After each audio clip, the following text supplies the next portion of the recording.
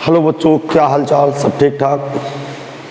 देखिए, हम लोग जो टारगेट आईआईटी जेईई की सीरीज पढ़ रहे हैं उसमें जेईई मेंस का फंक्शन चल रहा है। आज हम लोग पार्ट 9 का लेक्चर पढ़ेंगे। तो आज के लेक्चर में हम लोग क्या क्या कवर करेंगे? देखिए, हम लोग कल के लेक्चर में पढ़ रहे थे ग्रेटेस्ट इंटीजर फंक्शन और उसके कुछ सवाल कर रहे थे। आज के लेक्चर में हम लोग पढ़ाई करेंगे फ्रैक्शनल पार्ट फंक्शन, भिन्नांश फलन किसे कहते हैं। कुछ सवाल ग्रेटेस्ट इंटीजर के भी अभी करेंगे, अच्छे उनका ग्राफ भी बनाते हैं, सभी फलनों का डोमेन रेंज देखते हैं। और फ्रैक्शनल पार्ट फंक्शन पे आज हम लोगों को जोर देना है कि ये क्या होता है। इसके पहले मैं आपको बता दूं कि जो बच्चे एप्लीकेशन अभी तक डाउनलोड नहीं किए हैं, कृपया एप्लीकेशन डाउनलोड कर लें। प्ले स्टोर पे जाएं, एप्लीकेशन को डाउनलोड करें। एप्लीकेशन का नाम है इंटीग्रल एजुकेशन। तो सभी स्टूडेंटों का मेरे यूट्यूब चैनल में सभी का स्वागत है। और देखिए, मैं कुछ जानकारी आपको दे दूं। जानकारी क्या देना है कि जब प्ले स्टोर में इंटीग्रल एजुकेशन डाउनलोड करेंगे तो जो क्लास 11th का बैच है, 11th का बैच मात्र 999 रुपये में है। समझ में आ गया? मात्र 999 रुपये में है। 12th का बैच आप लेना चाहते हैं, ये कंप्लीट कोर्स की बात कर रहा हूँ। कंप्लीट कोर्स 999 रुपये, ऑनलाइन क्लास आपको पढ़ाई जाएंगी। और ये क्या, एक शेड्यूल वीडियो लेक्चर आपको मिलेगा। शेड्यूल वीडियो लेक्चर मिलेगा, अर्थात रिकॉर्डेड वीडियो लेक्चर मिलेगा, एक शेड्यूल से मिलेगा। शाम 7 बजे रोज वीडियो मिलता है सभी बच्चों को। जो परचेज कर चुके हैं कोर्स को, जो नहीं किए हैं तो कर सकते हैं आप लोग, ठीक है। क्लास 11th में मात्र 999 का कोर्स है और इसमें पूरा कंप्लीट कोर्स है। JEE mains plus board level दोनों चीज़ें पढ़ाई जाएंगी। उसी की तर्ज पे क्लास 12th का जो कोर्स है वो भी 999 रुपये का है। बात आप समझ रहे हैं? वो भी 999 रुपये का है। इसमें भी board level plus JEE level दोनों पढ़ाया जाएगा। और जो जेईई मेंस का बैच है, देखिए जो जेईई का बैच है वो अभी ऑफर चल रहा है, मात्र 100 रुपये में है। मात्र 100 रुपये में है। ये तीनों कोर्स आपको कहाँ मिलेंगे? इंटीग्रल एजुकेशन डाउनलोड करना है प्ले स्टोर में और ये तीनों कोर्स आपको मिल जाएंगे। किसी को कोई प्रॉब्लम होने पर इन नंबरों पे फोन करिएगा आप।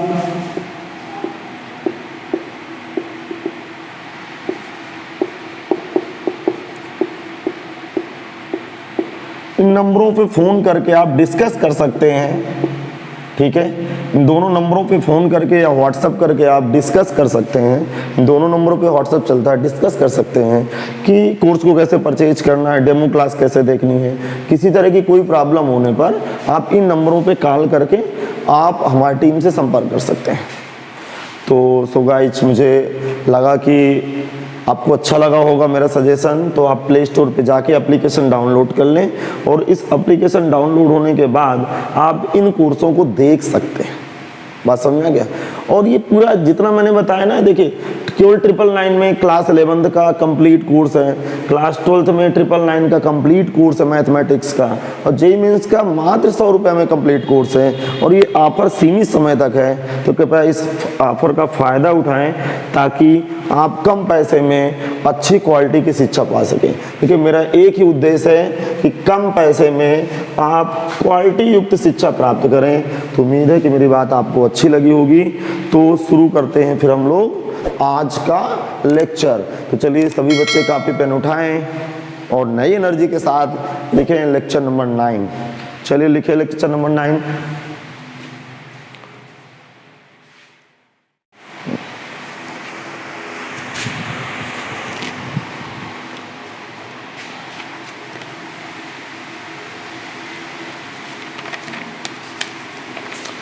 देखिए, कल हम लोग कुछ सवाल ही कर रहे थे।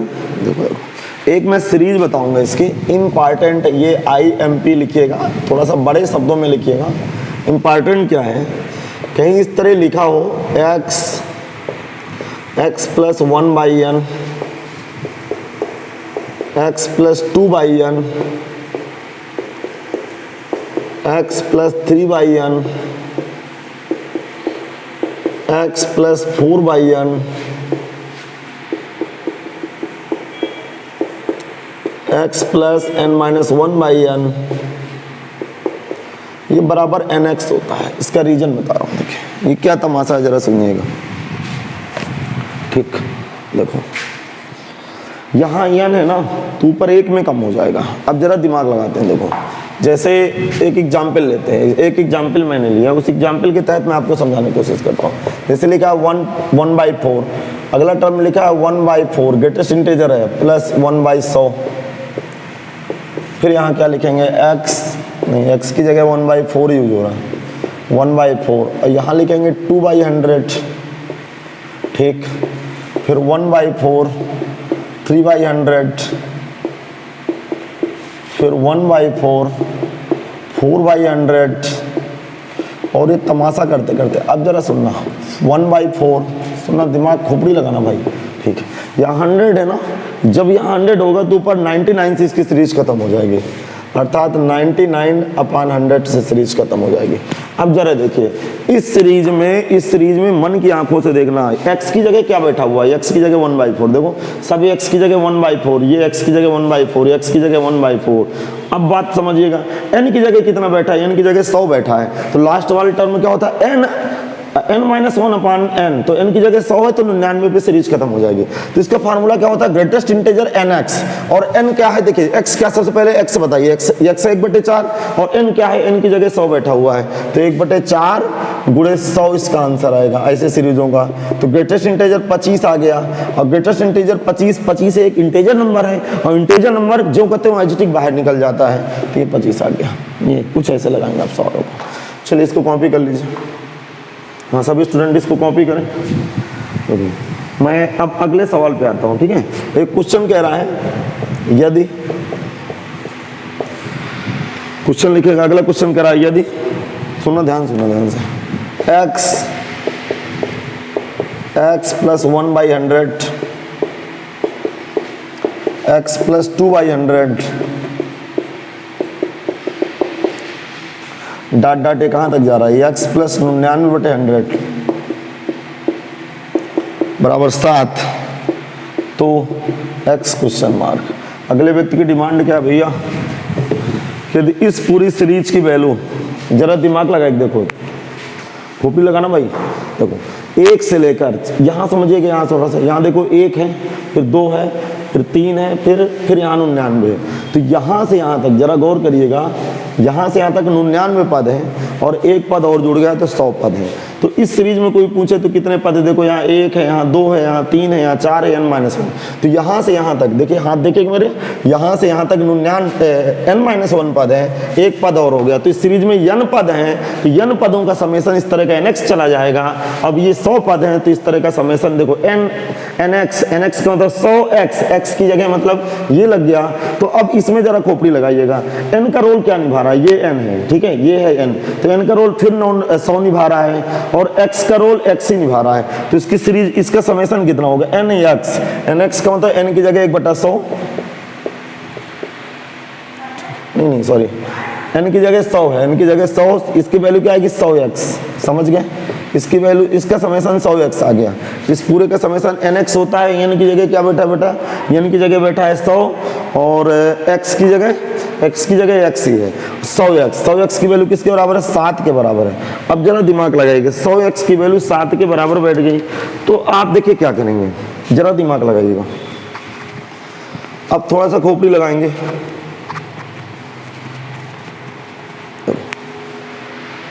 अब जरा थोड़ा सा दिमाग लगाइएगा, मैं कहना क्या चाहता हूं, इस ग्रेटेस्ट इंटीजर की वैल्यू 7 आई है, इस ग्रेटेस्ट इंटीजर की वैल्यू, इसका उत्तर 7 आया, तो इसका उत्तर कब 7 आ सकता है, एग्जैक्ट यहाँ 7 हो, इसकी पूरे की वैल्यू एग्जैक्ट 7 हो, या 7.1 हो, 7.2 हो, 7.3 हो, 7.4 हो, इसका मतलब ये 100x किसको बिलोंग करेगा, 7 से 8 के पहले को रोक देगा। अभी समझ में नहीं आया आपको, देखो ध्यान सुनना, रफ्कार 100x का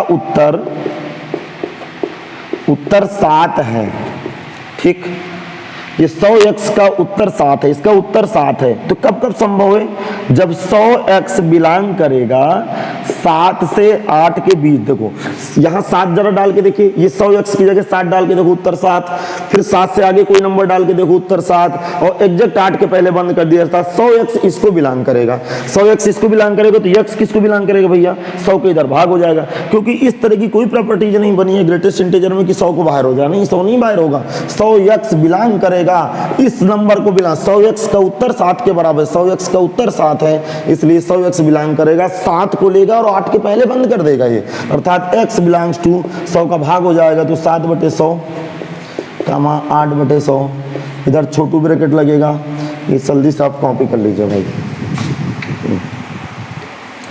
कॉपी करिए। अगला क्वेश्चन देखते हैं। अब हम लोग अगले क्वेश्चन की तरफ आते हैं।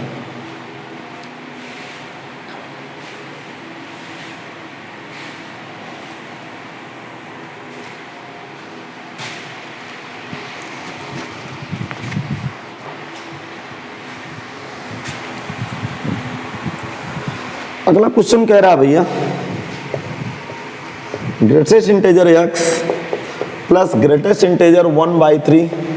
अब सुनना, अब ये सीरीज बन रही भाई, ग्रेटेस्ट इंटीजर यहाँ 1/3 तो 2/3, अब ये समाप्त हो जाएगा क्योंकि n की जगह 3 है, तो 3 में एक छोटा 2 तक जाएगा, तो बताओ इसकी वैल्यू क्या होगी। कोई पूछ रहा भैया इसकी वैल्यू बता दो, तो आप बताइए इसकी वैल्यू क्या होगी, nx n की जगगह 3 और x की जगह x, तो 3x आ गया। जैसे अगला एग्जाम्पल दूं मैं, ग्रेटेस्ट इंटीजर x लिखा है, फिर लिखा है x प्लस 1/10, इसका मतलब 1/10, तो अगला क्या होगा जल्दी बताओ, x प्लस 2/10, अगला x प्लस 3/10, खोपड़ी लगाना 3/10, ये कहाँ तक जाएगा, ये जाएगा x प्लस 9/10, क्योंकि यहाँ 10 है तो ऊपर 9 तक ही जाएगा, और सूत्र क्या होता है nx, n की जगह कितना है 10, तो इसका टोटल उत्तर कितना आ गया 10x।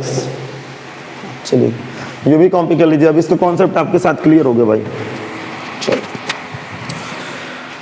अगले क्वेश्चन की तरफ बात करते हैं, क्या तमाशा कर रहा है भाई।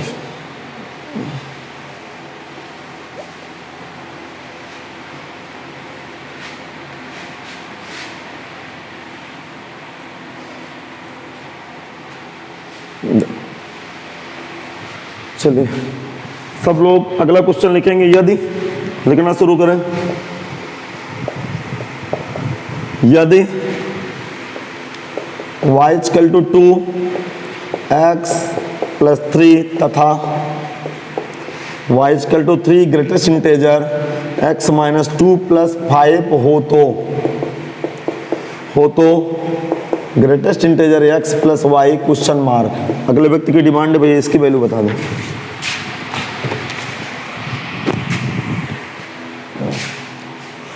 हाँ भाई दिमाग लगाना, कह रहा y2 ग्रेटेस्ट इंटीजर x + 3 और y = दोनों y के मान है, दोनों y के मान है 3 ग्रेटेस्ट इंटीजर x - 2 + 5 हो तो greatest integer x + y question mark, इसकी वैल्यू बता दीजिए। प्रश्न की डिमांड क्या है, इसकी वैल्यू बता दें। ठीक है, तो क्या करेंगे जरा खोपड़ी लगाना। देखो गिवन क्या है आपके पास, गिवन है आपके पास y2 greatest integer x + 3, question number 1। अगला क्या गिवन है 3 ग्रेटेस्ट इंटीजर x - 2 + 5, इसको क्वेश्चन नंबर 2 कर दो। अब देखना जरा एक बात, जरा थोड़ा सीरियस हो गए सोच रहा हूँ मैं आपसे, कहना क्या चाहता हूँ उस बात पे आप लॉजिक पकड़ना। दोनों y की वैल्यू है, दोनों किसकी वैल्यू है, दोनों ही y की वैल्यू है, ये और ये दोनों ही y की वैल्यू है। तो जब दोनों ही y की वैल्यू है, जरा खोपड़ी लगाना, जब दोनों ही y की वैल्यू है तो 100% ये आमने सामने बैठ जाएंगे। मेरे कहने का मतलब समीकरण 1 = 2 हो जाएगा। 1 = 2 से जब समीकरण 1 = 2 से करेंगे तो इनको आमने सामने बैठा देंगे, तो भैया आमने सामने बैठ जाओ। जब ये आमने सामने बैठेंगे +3 ग्रेटेस्ट इंटीजर x - 2 + 5। अब जरा दिमाग लगाना, ठीक। अब ये 2 ग्रेटेस्ट इंटीजर x लिखा रहने दीजिए +3। अब प्रॉपर्टीज में आप क्या पढ़े हैं, तो कर्ली ब्रैकेट प्रॉपर्टीज में क्या पढ़े हैं, ये इंटीजर है तो ये कहेगा कि तुम बाहर निकल जाओ भाई, परेशान ना करो, तुम बाहर निकलो, तो ये बाहर निकल गया। अरे -2 इंटीजर, और इंटीजर ग्रेटेस्ट इंटीजर से बाहर हो जाता है +5। अब जरा दिमाग लगाना, 2 ग्रेटेस्ट इंटीजर x + 3, इसके अंदर गुणा करो, 3 ग्रेटेस्ट इंटीजर x - 6 + 5, खोपड़ी लगाना, 2 greatest integer x + 3 greatest integer x -1। अब जरा दिमाग लगाओ, इसको इधर सब्ट्रैक्ट करो तो 3 में 2 ग्रेटेस्ट इंटीजर x घटा है, 1 ग्रेटेस्ट इंटीजर आया और ये 1 इधर आया, तो ग्रेटेस्ट इंटीजर x की वैल्यू 4 आ चुकी है भाई।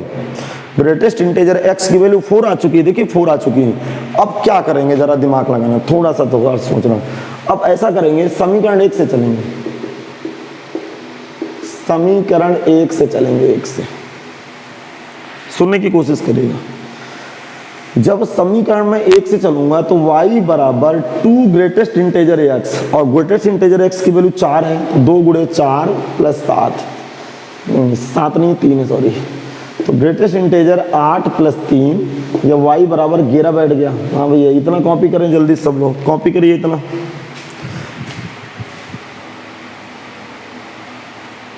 हाँ, अब मुझे देखिए वैल्यू किसकी चाहिए, खोपड़ी लगाना। वैल्यू किसकी चाहिए, वैल्यू चाहिए greatest integer x plus y. इसको मुझे डील करना है भाई, इसको डील करना है। y की वैल्यू आपके सामने 11 है, तो 11 आ गई भैया। अब प्रॉपर्टीज क्या कहती है, इस 11 को भैया बाहर कर दो, चलो 11 बाहर हो जाओ, 11 बाहर हो गया, क्योंकि अब 11 बाहर हुआ। अब ग्रेटेस्ट इंटीजर x की वैल्यू 4 है, तो इसकी जगह 4 पटक दो। देखो जेईई मेंस का जो सवाल होता है ना, बहुत सरल क्वेश्चन आते हैं, और ये क्वेश्चन ये IIT में आ चुका है। इस क्वेश्चन को आप तैयार रहिएगा। तो greatest integer x plus y की वैल्यू 15 आ चुकी भैया, ये 15 आ गई। चलिए अगला क्वेश्चन कॉपी करते हैं। हाँ, ये क्वेश्चन आप कॉपी कर लीजिए सब लोग जल्दी से। अगले क्वेश्चन की क्या डिमांड है सुने।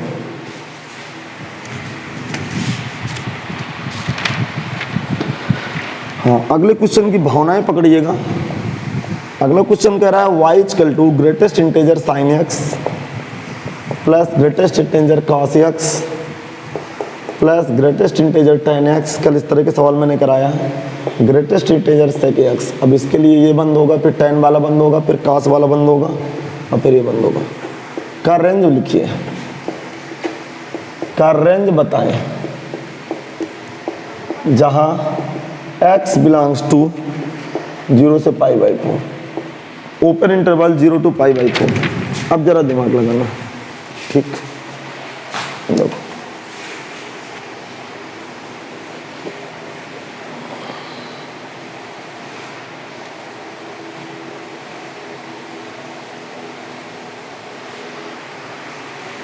क्या मैं आपके सामने बात प्रस्तुत करूं?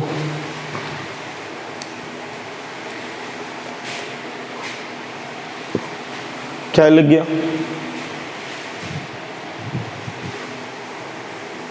अब जरा ध्यान से सुनिएगा, ध्यान से देखो। जब भी ऐसी फोटो आती है, कल एक सवाल किए, ग्रेटेस्ट इंटीजर अलग अलग टुकड़े टुकड़े इसके हो जाते हैं, तो y बराबर इसके टुकड़े टुकड़े अलग अलग टुकड़े करो जरा। Sine x, cos x, tan x और सेक x। कल मैं इसकी फीलिंग दिलाया हूँ लेक्चर नंबर 8 में, आप देख लीजिएगा। लेक्चर नंबर 8 को देखिएगा, उसकी फीलिंग मैं आपको दिला चुका हूँ। चलो अब यार आगे का क्या तमाशा है। x किसको बिलोंग कर रहा है, जरा देखिए। x बिलोंग किसको कर रहा है, 0 से π/4 को। तो भैया साइन x किसको बिलोंग करेगा, यहाँ साइन x है, तो साइन की मशीन अंदर गई, तो साइन x किसको बिलोंग करेगा, साइन 0 टू साइन π/4। अब जरा दिमाग लगाना, थोड़ा सा दिमाग लगाना। तो साइन x बिलोंग करेगा, साइन 0 की वैल्यू 0, और साइन π/4, साइन π/4 1/√2, 1/√2 बिलोंग करेगा। इसी प्रकार cos x किसको बिलोंग करेगा, ध्यान सुनना। इसी प्रकार cos x किसको बिलोंग करेगा, cos 0 cos π/4। cos 0 की वैल्यू 1, हाँ cos 0 की वैल्यू 1, सुनना सुनना, और cos π/4 की वैल्यू, cos π/4 की वैल्यू 1/√2। अब सुनो, फिर tan x किसको बिलोंग करेगा, जरा दिमाग लगाएं। tan x किसको बिलोंग करेगा, tan 0 की वैल्यू 0, अरे tan 0 tan π/4, tan 0 की वैल्यू 0, tan π/4 1। sec x किसको बिलोंग करेगा, sec x, जरा दिमाग लगाएं। sec 0 की वैल्यू cos 0 1, तो sec 0 1, और sec π/4 की वैल्यू √2।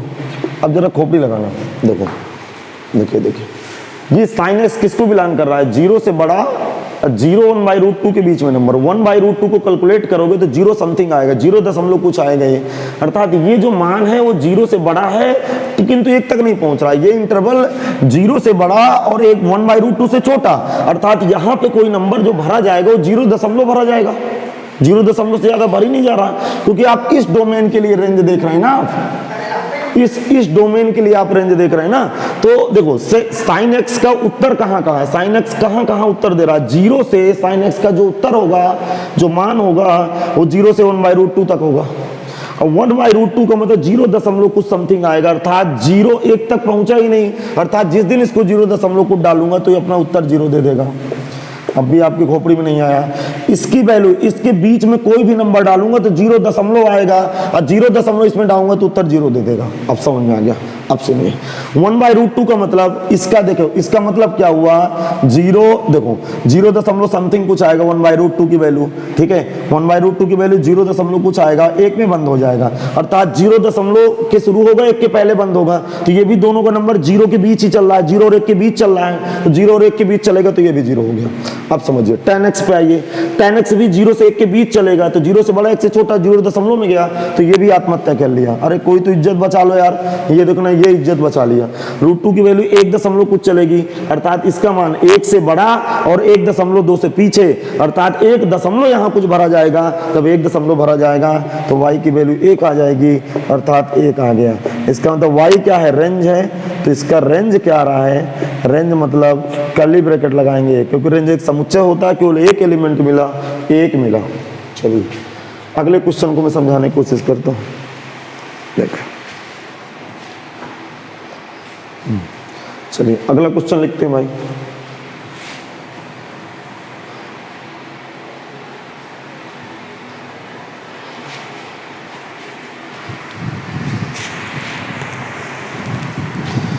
क्वेश्चन कह रहा है यदि y बराबर cos inverse greatest integer x, then find the range, then find range कह रहा है।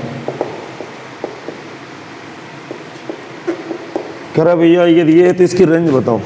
अब सुनो, ये तो ITF का सवाल हो गया, अब खोपड़ी लगाना भाई। अब ITF में देखिए आप पढ़े हैं, क्या पढ़े हैं ITF में, ITF में आप पढ़े क्या, ध्यान सुनना, ITF में पढ़े वी नो दैट, दिमाग लगाना, वी नो दैट कि cos इनवर्स x में x बिलोंग्स टू -1 से +1, ठीक, जो x होता है, ये x होता है, कहाँ से कहाँ तक बिलोंग करता है, तो x किए के क्या बैठा हुआ है, तो नाउ जरा खोपड़ी लगाना, इसका मतलब ग्रेटेस्ट इंटीजर x की वैल्यू -1 से +1 के बीच होगी। ये जो cos इनवर्स x का जो डोमेन होता है, cos इनवर्स x के में जो x डोमेन होता है वो -1 से +1 को बिलोंग करता है, और इसकी cos इनवर्स x की रेंज क्या होती है, 0 से पाई।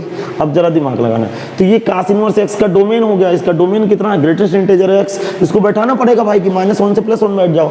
और ये अपना उत्तर क्या देता है, उत्तर सदैव पूर्णांक होता है, पूर्णांक होता है, तो ये अपनी डिमांड भेजेगा, नहीं भैया मेरा उत्तर -1 से +1 के बीच तो होगा, मेरा उत्तर -1 से +1 के बीच होगा, लेकिन सदैव पूर्णांक होगा, इसका मतलब इसका उत्तर -1 हो सकता है, -1 के बाद 0 हो सकता है, +1 हो सकता है, क्योंकि -1 से +1 के बीच में 3 ही, -1 से +1 के बीच में, -1 से +1 के बीच में केवल 3 नंबर आते हैं इंटीजर, -1, 0, +1।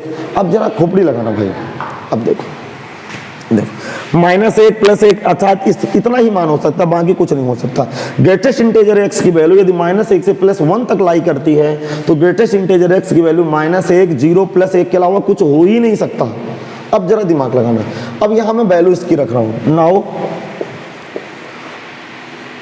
यदि ग्रेटेस्ट इंटीजर x बराबर -1, तब y यहां वैल्यू डाल रहा हूं, y बराबर cos इनवर्स -1। अब बताइए cos इनवर्स -1 की वैल्यू क्या होती है, ग्रेटेस्ट इंटीजर -x, तब cos इनवर्स -1, cos इनवर्स -1 की वैल्यू पाई होती है, ठीक। फिर ग्रेटेस्ट इंटीजर x बराबर 0 डालो, तब y बराबर cos इनवर्स 0, हाँ 0 कब होता है, π/2 में, ठीक। ग्रेटेस्ट इंटीजर 1 देखो, जब इसकी वैल्यू ग्रेटेस्ट इंटीजर 1 है तब y बराबर यहाँ 1 डालूंगा 1, तो cos इनवर्स 1 कब होता है 0 पे, अर्थात ये 3 रेंज आ गई। रेंज मीन्स y, ये y आया ना, y ही तो रेंज होती है बेटा, y ही तो रेंज है। इसका मतलब रेंज क्या क्या बैठ गया मुझे बताओ। रेंज बैठा क्या, पाई, पाई बाई 2 और 0, ये 3 उत्तर आ गए। चलिए मैं आज आपको अगला फंक्शन डिस्कस करते हैं हम सब लोग मिलके। अगला फंक्शन हम लोग सब लोग मिलके डिस्कस कर रहे हैं भैया। अगला फंक्शन क्या है समझाने की कोशिश करता हूँ।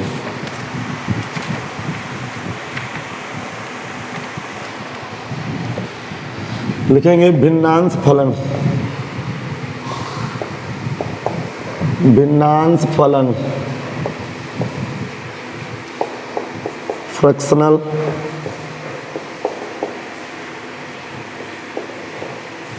पार्ट फंक्शन, भिन्नांश फलन कहते हैं भैया इसको। हाँ भाई अगले हेडिंग लगा लीजिए सब लोग, भिन्नांश फलन।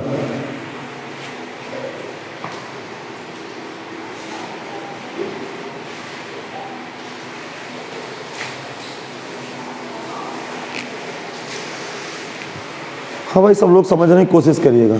नंबर 1 में क्या लिखेंगे, इसे fx बराबर, इस तरह का जो कर्ली ब्रैकेट होता है, कर्ली मझला कोष्ठक से व्यक्त करते हैं, से व्यक्त करते हैं।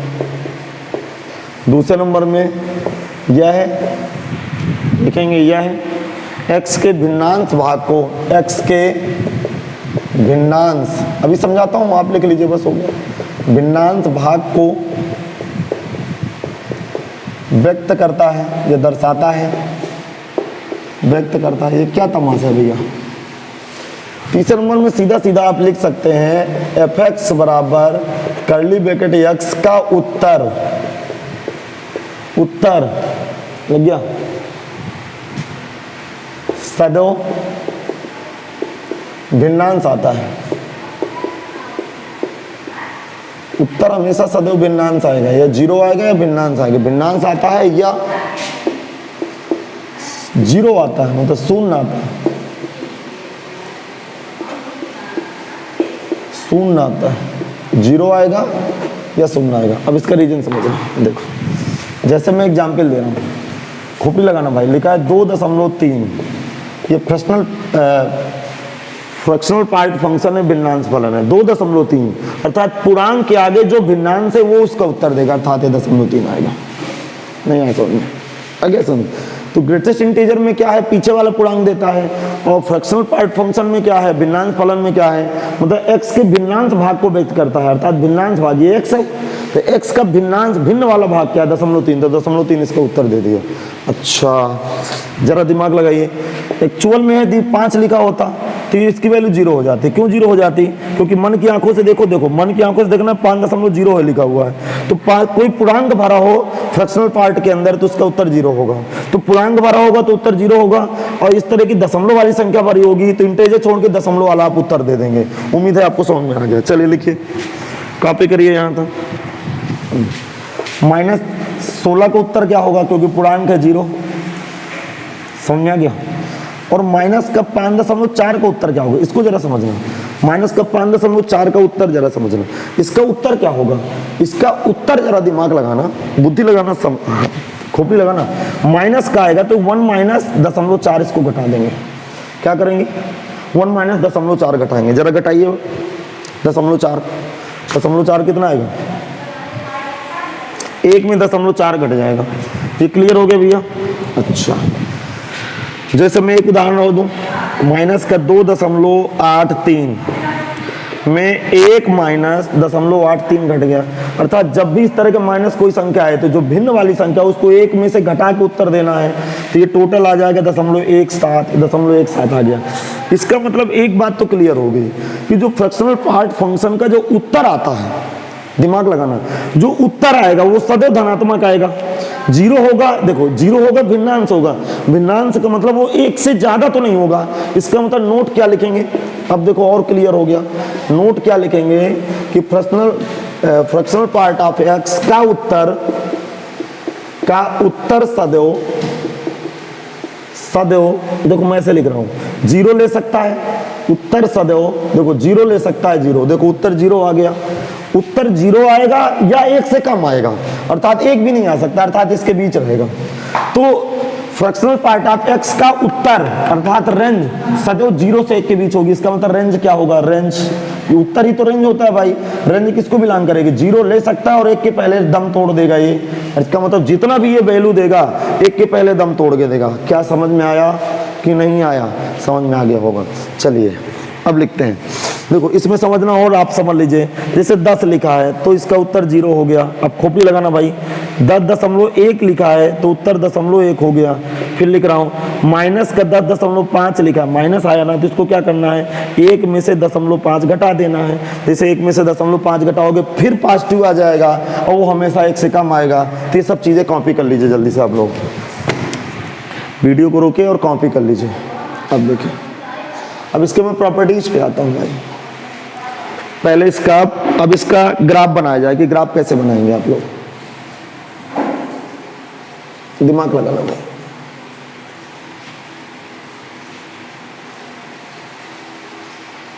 देखो हाँ भाई, अब y बराबर फ्रैक्शनल पार्ट ऑफ x का ग्राफ देखें, y बराबर फ्रैक्शनल पार्ट ऑफ x का ग्राफ देखना है आपको। कैसे ग्राफ बनाएंगे बताइए, इसमें रेंज कितनी होती है, 0 से 1 के बीच चलता है। अब ये भी मैंने समझाया कि जो इसकी रेंज होगी वो 0 ले सकता है और 1 के पहले दम तोड़ देगा, अपनी सांसें तोड़ देगा 1 के पहले ये। अब जरा खोपड़ी लगाना भाई, सब समझ में आएगा, थोड़ा सा सीरियस होकर मेरी बातों को सुनेंगे। देखो सपोज दैट ये एक्सिस हो गए इसके, एक्स एक्स एच, ठीक, और ये y बराबर 1 की लाइन हो गई। क्या है y बराबर, ये y बराबर 1 की लाइन हो गई भाई, y बराबर 1 की लाइन हो गई। अब जरा दिमाग लगाना, यहाँ पे डोमेन 0 है, इसको देखो ये ऐसे करके और ये यहाँ पे व्हाइट बॉल लगवाएगा, यहाँ पे एक होगा, क्या है x बराबर 1, फिर ऐसे जाएगा और फिर यहाँ पे अपना व्हाइट बॉल लगवाएगा और यहाँ पे x बराबर 2 हो गया। अभी समझाता हूँ, टेंशन मत लेना। ये बच्चों के झुंझुने जो होते हैं ना, बच्चों के झुंझुने नहीं होते इस तरह, बस उसी तरह की फीलिंग आती है इसमें। हाँ देखो अगला क्या होगा जरा सुनना, ये ऐसे गया, यहाँ दम तोड़ दिया, x बराबर 3, ऐसे ही इसकी भी फीलिंग हो सकती, ऐसे जाएगा और यहाँ दम तोड़ देगा, यहाँ पे, यहाँ x बराबर -1 है। अब यहाँ पे x बराबर 0, जरा समझने की कोशिश करना। देखो क्योंकि इसकी रेंज क्या है 0, यहाँ पे क्या होता है y बराबर 0, क्योंकि x अक्ष है और यहाँ पे y बराबर 1 है। तो रेंज कितनी ले रहा है 0 से, रेंज का मतलब y अक्ष में ऊंचाई, तो 0 से 0 ले रहा है और 1 के पहले छोड़ रहा है। अब जरा दिमाग लगाना, देखो एक्स रहा यहाँ, देखो रफ्कार कर रहा हूँ, रफ्कार आपको समझाने के लिए। Y y fractional part of x लिखा मैंने, इसके अंदर डोमेन डाला 0, डोमेन 0 डाला तो उत्तर 0 दे दिया, अर्थात एक्स बराबर 0 में वाई बराबर 0 हो गया। अब यहाँ पे जरा दिमाग लगाना, 0.1 डाला तो उत्तर 0.1 दे देगा, ये 0.1 दे देगा। इसका मतलब 0.1 डाल रहा हूँ, इधर देखना सब लोग स्क्रीन की तरफ, 0.1 डाला तो ऊंचाई 0.1 आई, 0.5 डाला तो ऊंचाई 0.5 आई, 0.6 डाला तो ऊंचाई 0.6 आई, 0.8 डाला तो ऊंचाई 0.8 आई और 0.9 डाला तो ऊंचाई 0.9 आ गई। एग्जैक्ट जैसे इसके ऊपर 1 डाल दिया तो फिर 0 हो गया। इसका मतलब जरा दिमाग लगाना, अब खोपड़ी लगाना आप लोग। देखो जब 0 डाल रहा हूं तो 0 आ रहा है, आगे डोमेन बढ़ा रहा हूं तो जितना डोमेन बढ़ा रहा हूं उतना ऊंचाई मिल रही है, फिर आगे बढ़ गया। देखो ये डोमेन डाल रहा हूं, ऊंचाई मिल रही है, अर्थात इसकी वैल्यू 0.2 है तो ऊंचाई भी 0.2 आ गई। ये 0.3 है, 0.4 है, 0.5 है, 0.6 है, ऐसे गया, ये 0.9 आ गया। तो जब डोमेन 0.9 डाल रहा हूं तो ऊंचाई 0.9, और जैसे एग्जैक्ट 1 डाला तो व्हाइट बॉल लग गया, क्योंकि जैसे 1 डालूंगा तो 0 हो जाएगा। उम्मीद है समझ में आ गया। फिर यहाँ देखो, फिर देखो 1 पर आ गई गाड़ी, फिर 1 डाला तो 0 हो गया, बात समझिएगा।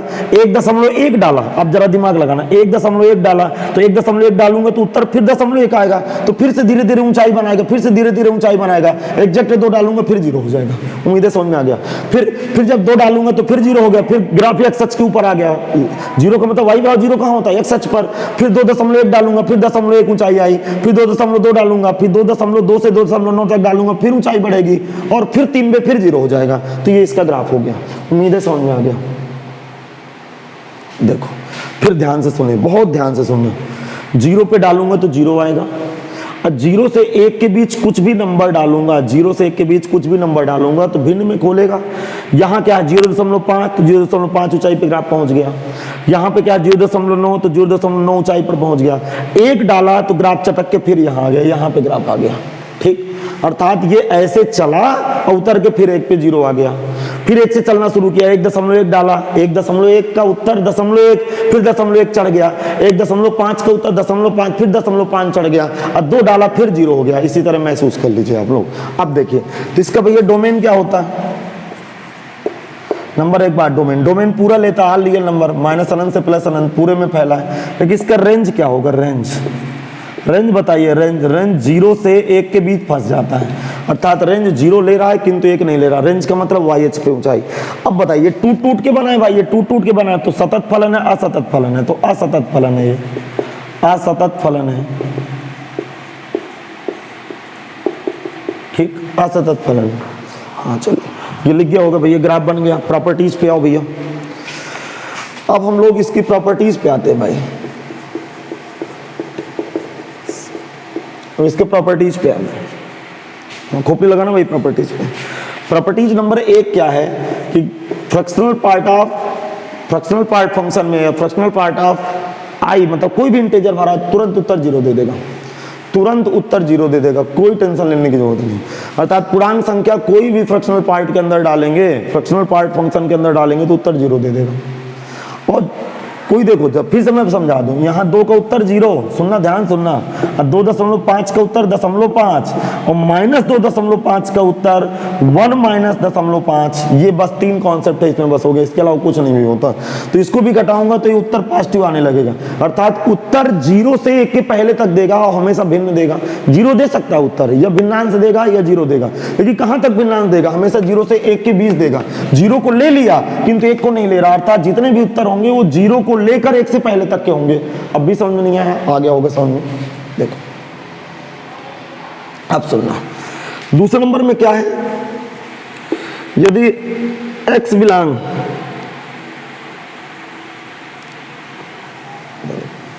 दिमाग लगाना भाई, इसकी रेंज समझना, ध्यान सुनना, ठीक है। y बराबर फ्रैक्शनल पार्ट ऑफ x और इसकी रेंज ये, अर्थात ये उत्तर किसको बिलोंग करता है, 0 से 1 तक।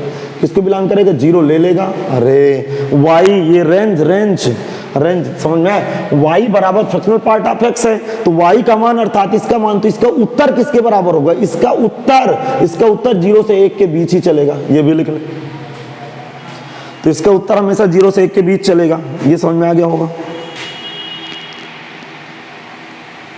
अब सुनो, देखो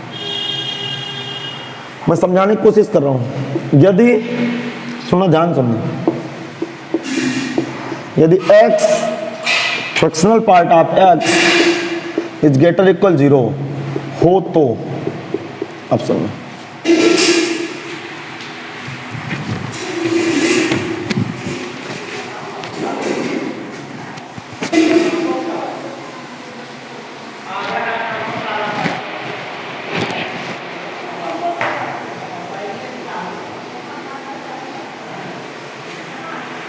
ये लिखिए,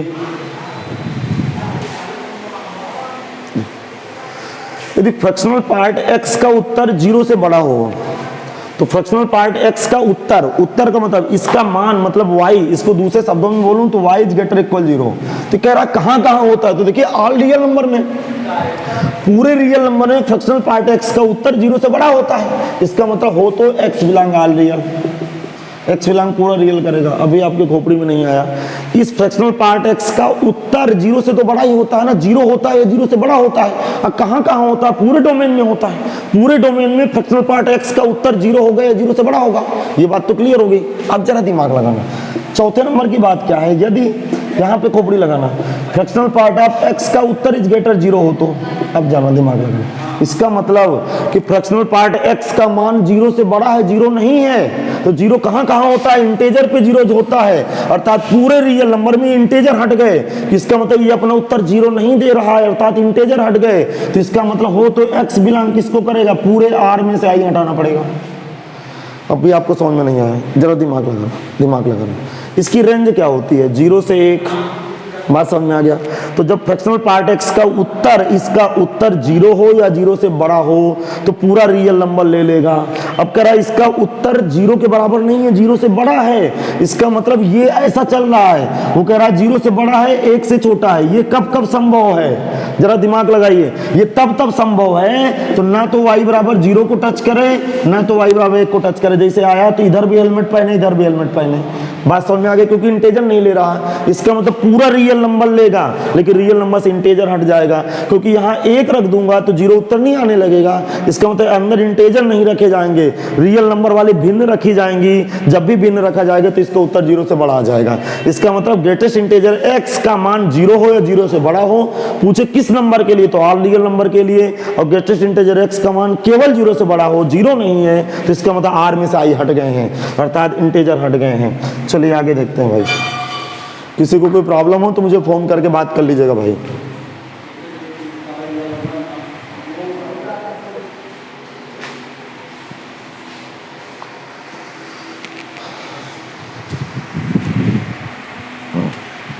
अब जैसे एक क्वेश्चन बनता है, दिमाग लगाना।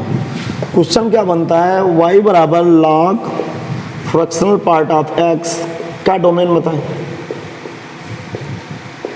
डोमेन ज्ञात करें, डोमेन याद करें भाई। तो इसका डोमेन ज्ञात करना। अब सुनना, मैंने क्या बताया था? लॉग में इसको समझाया गया है कि भैया आप हमेशा पॉजिटिव रहना, 0 से बड़ा रहना। अब सुनना, इसको लॉग की प्रॉपर्टीज में बताया गया ना।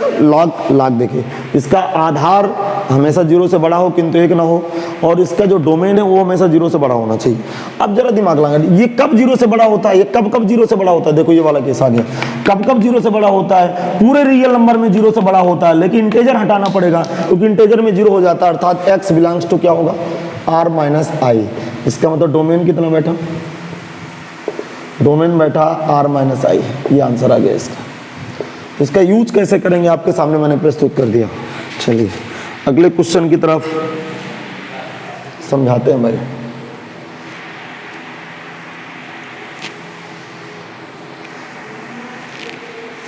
देखो क्या मैं बोलूं?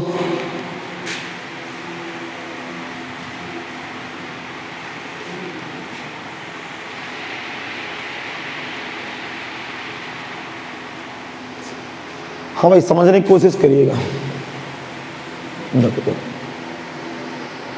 जैसे रीमार्क्स लिखे आप सबसे पहले, रीमार्क्स लिखे। ये लिखा हुआ 6.2 थोड़ी देर के लिए, तो क्या मैं इसको इस तरह नहीं लिख सकता? 6 प्लस 0.2। एक ही मतलब है कि अलग अलग है? एक ही मतलब है। अच्छा, इसका उत्तर कितना आएगा? 0.2। तो इसका उत्तर भी 0.2 आया, तो इसका उत्तर भी 0.2 आया। इसका मतलब फीलिंग क्या आई? फीलिंग आई कि कहीं इस तरह लिखा हो कि फ्रैक्शनल, अरे क्या लिख गया यार, माफ करिएगा भैया, फ्रैक्शनल पार्ट ऑफ x की बात चल रही है।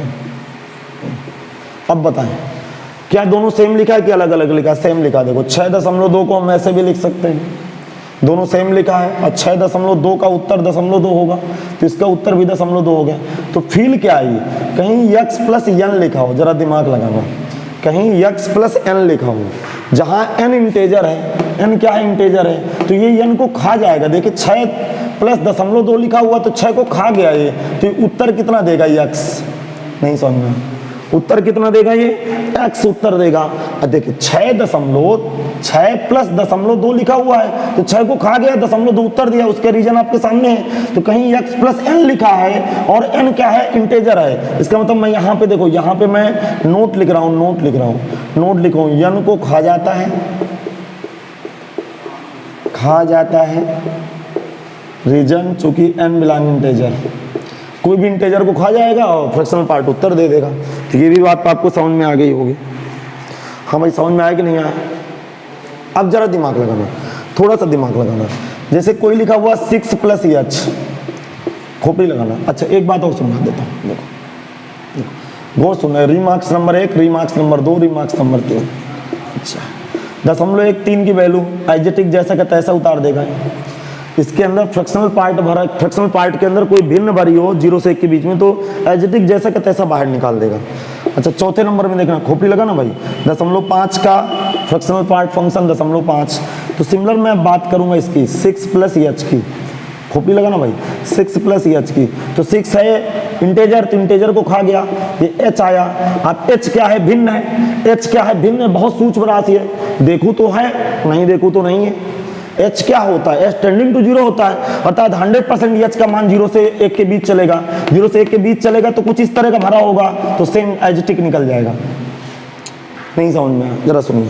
6 + h में 6 को खा गया, h उत्तर दिया, और h की फील क्या है, h का मान 100% 0 से 1 के बीच होगा, अर्थात 0 दशमलव, अर्थात इस तरह के कुछ नंबर होंगे। अब इस तरह के नंबर होंगे तो स्टिक बाहर का था, निकल गया उसी तरह। अब देखो जरा, 6 - h का भी होगा तो इसको खा जाएगा, ये उत्तर -h देगा। और -h कैसे निकलता है, 1 - h।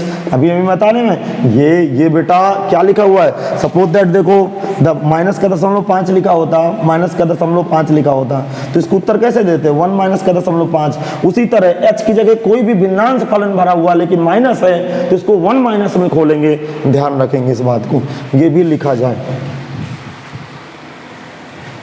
ये भी आपके बात खोपड़ी में आई होगी कि क्या चल रहा है आखिरकार। अब सुनिए, अब एक बात क्या गई, एक बात अब 7वें नंबर की कहानी सुनना, जरा ध्यान सुनना, जरा ध्यान से। ठीक ठीक, कोई नंबर है 4 यदि सुना, यदि 4.2 है तो मैं इसको इस तरह लिख सकता हूँ 4 + 0.2। कुछ गलत तो नहीं है, ऐसा तो कर सकता हूँ। अब जरा दिमाग लगाना, दिमाग लगाना। इसका मतलब 4.2 को खोपड़ी लगाना, इसको ग्रेटेस्ट इंटीजर x पहना दूँ और इसको फ्रैक्शनल पार्ट ये पहना दूँ, और इसको ग्रेटेस्ट इंटीजर का डिब्बा पहना दूं और इसको फ्रैक्शनल पार्ट का डिब्बा पहना दूं। अब देखना दोनों बैलेंस है। ये अपना उत्तर कितना देगा, ये अपना उत्तर कितना देगा, एडजेक्टिव 4, ये अपना उत्तर कितना देगा 0.2, जुड़ के 4.2 हो गए। तो क्या इनको आमने सामने बैठने का हक नहीं है? है। इसका मतलब है क्या, जरा दिमाग लगाइएगा। इसका मतलब एक कॉन्सेप्ट तो खुल गया कि कोई भी नंबर उस नंबर का इंटीजर और फ्रैक्शनल पार्ट के योगफल के बराबर होता है। नहीं समझा? कोई भी नंबर फ्रैक्शनल पार्ट, अरे ग्रेटेस्ट इंटीजर और फ्रैक्शनल पार्ट के योगफल के बराबर होता है, योगफल के बराबर होता है। अब जरा दिमाग लगाइएगा, जरा खोपड़ी लगाइए, देखिए मैं क्या कह रहा हूं, थोड़ा सा दिमाग लगाएं, दिमाग लगाएं। जैसे मैंने यहाँ 5 लिख दिया तो बेशक आप इसको इस तरह लिख सकते हो, कोई टेंशन नहीं, इसको इस तरह लिख दो। चलो इसका उत्तर कितना होगा 5 और इसका उत्तर 0, फिर बैठ गया। तो अपने आप में कोई भी नंबर, दुनिया का कोई भी नंबर ग्रेटेस्ट इंटीजर और प्लस फ्रैक्शनल पार्ट के योगफल के बराबर होता है। बस देखने का अपना अपना नजरिया है। इसका मतलब ग्रेटेस्ट इंटीजर x की वैल्यू कितनी खा गई, जरा दिमाग लगाना। अच्छा x बराबर कितना आ गया, जरा बताओ x बराबर कितना होगा, खोपड़ी लगाओ, x बराबर कितना बैठेगा। कोई भी नंबर देखो, यहां से दिमाग लगाना, थोड़ा सा यहां से दिमाग लगाना। देखो 10 बराबर क्या होगा, 10 बराबर होगा greatest integer 10 plus greatest fractional part of 10, क्योंकि 10 की वैल्यू 0 हो जाएगी तो 10 दान 0 बराबर 10 आ गया। तो सिमिलर x की वैल्यू कितनी खा गई, x की वैल्यू देखो, यहाँ x की, यहाँ x रखो तो x greatest integer x plus fractional part of x। समझ में आ गया कि नहीं आ गया? सपोज दैट ये x की जगह 4.5 होता तो यहाँ 4.5 भरते, यहाँ क्या भरते, यहाँ भी तो 4.5 भरते हैं, तो ये उत्तर 4 देता, ये उत्तर 0.5 देता, जुड़ के फिर वही आ जाता।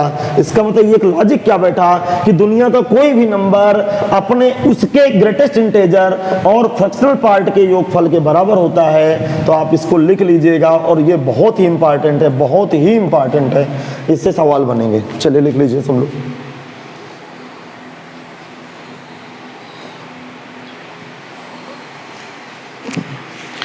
चीजें बनेंगे धीरे धीरे, पहली बार प्रैक्टिस करेंगे तब बनेगा, बिना प्रैक्टिस के कहाँ बनेगा।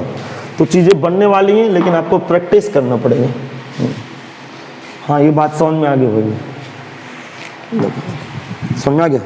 इसका मतलब आप चाहें यहाँ से दिमाग लगाना, दिमाग लगाना। तो ग्रेटेस्ट इंटीजर x की वैल्यू क्या बैठ गई, ग्रेटेस्ट इंटीजर x की value x minus fractional part of x, या सुनना फ्रैक्शनल पार्ट ऑफ x की वैल्यू, पक्षांतर करो, फ्रैक्शनल पार्ट x की वैल्यू x माइनस का ग्रेटेस्ट इंटीजर x, ये भी लिख लीजिए। हाँ, तो ये सब कॉपी कर लीजिए भाई। अब देखो एक क्वेश्चन कराता हूँ मैं आपके सामने, एक क्वेश्चन कराता हूँ। क्वेश्चन क्या है? क्वेश्चन है y बराबर 1/x minus greatest integer x का डोमेन ज्ञात करें। डोमेन ज्ञात करें। हाँ भैया, क्वेश्चन कह रहा है इसका डोमेन ज्ञात करें। क्वेश्चन कह रहा है इसका डोमेन ज्ञात करें, इसका डोमेन ज्ञात करें। अब खोपड़ी लगाना भाई। इसका डोमेन, इसकी बीमारी कौन सी है? बीमारी है 1/√fx वाली। तो 1/√fx में आपको पता होगा इसका मान 0 नहीं ले सकते, अर्थात जो fx का मान होता है इज ग्रेटर 0 होना चाहिए। इसका मतलब fx का मान इज ग्रेटर 0 से हल करेंगे, हल करेंगे। ये बात तो पकड़ में आ गई। अरे 1/√fx की बीमारी, 1/√fx का डोमेन कैसे ज्ञात करते हैं?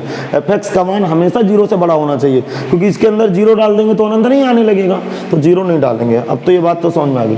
अर्थात fx की जगह आप क्या भरेंगे? x minus greatest integer x is greater 0। अब सुनिए, x minus greatest integer x, अब सुनिए जरा ध्यान से सुनिए, x minus greatest integer x की value fractional part of x होती है, अर्थात ये फ्रैक्शनल पार्ट ऑफ x आ गया।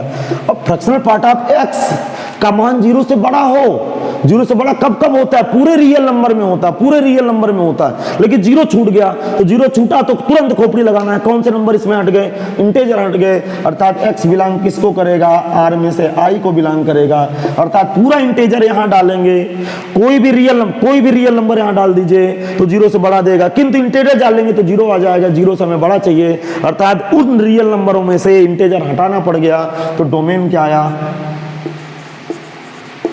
डोमेन बैठा r माइनस आई। तो उम्मीद है कि आज आपको क्लास अच्छी लगी होगी। कल के लेक्चर नंबर 10 में मैं आपको मॉडुलस फंक्शन समझाऊंगा, तो कृपया मिलते हैं कल। सब लोग देखिए, जो बच्चे बीच में नए जुड़े हों कृपया लेक्चर नंबर 1 से देखें, ठीक है? तो मिलते हैं कल अगले लेक्चर के साथ।